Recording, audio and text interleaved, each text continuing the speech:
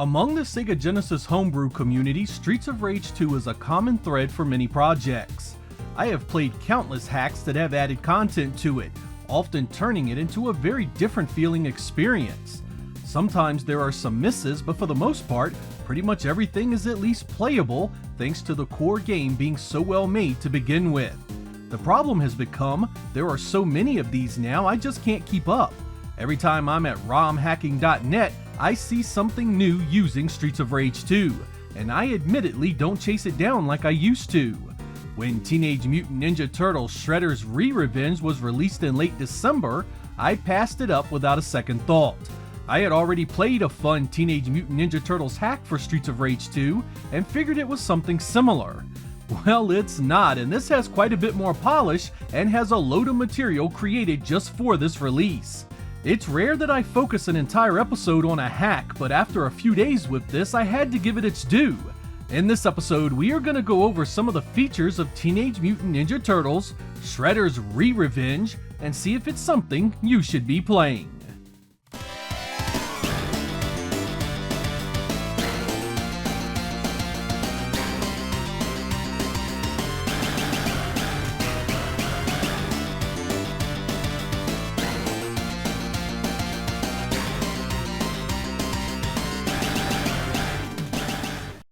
I love how the story is handled here. Instead of fully replacing the original Streets of Rage 2 story, it plays off of it, making things about the events in the immediate aftermath of Mr. X being defeated. With him gone, there is a major hole left in the criminal underground, and it's the mighty Shredder that plans to fill it. He immediately issues a challenge to the boys in green, and gets all his henchmen in line to take him down. The Turtles are thoroughly outnumbered, but they have friends of their own. Aside from Leonardo, Raphael, Michelangelo, and Donatello, you also get April, Splinter, and Casey Jones along for the ride.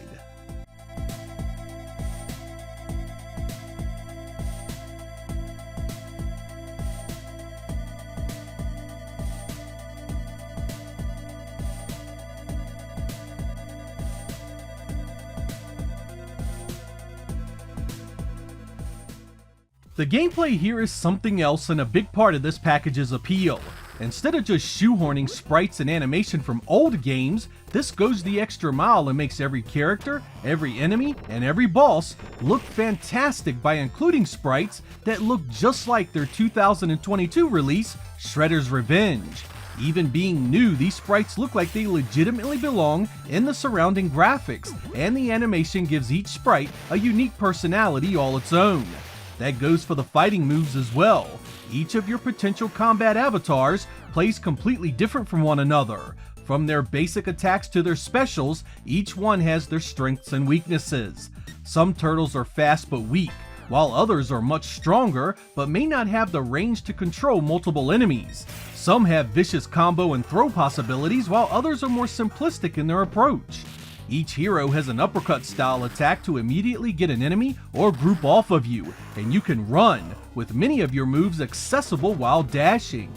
This run also has the added benefit of moving you vertically on the playfield with ease, so getting around has never been easier in Streets of Rage 2. And just like Streets of Rage 2, your better moves are done via double tapping forward and attack, or by using a special button, essentially making it just as easy to play as the classic Sega title. The hits even feel similar, and if it's one thing Streets of Rage 2 got right, it was the sound and feeling of how your attacks connected. I can't stress enough how important it was to this game's appeal that the sprites are so well done while adding such a unique feel to the moves. Of course, all of this is made even better by the fact it still has co-op multiplayer, the stage visuals still rock, and it still has one of the best 16-bit soundtracks ever composed. In effect, you get everything that made the original Streets of Rage 2 the game it was, while adding a little extra punch that makes it feel shiny and new again. I am thoroughly impressed and thank the people involved for a job well done.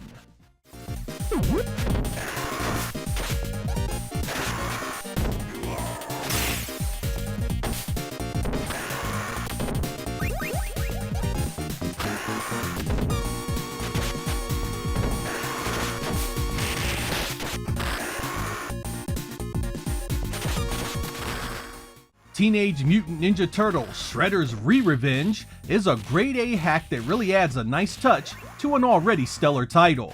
With graphics and animation that mimic the modern version so well, you almost have to ask yourself, could the Genesis have done the full game fairly well all on its own?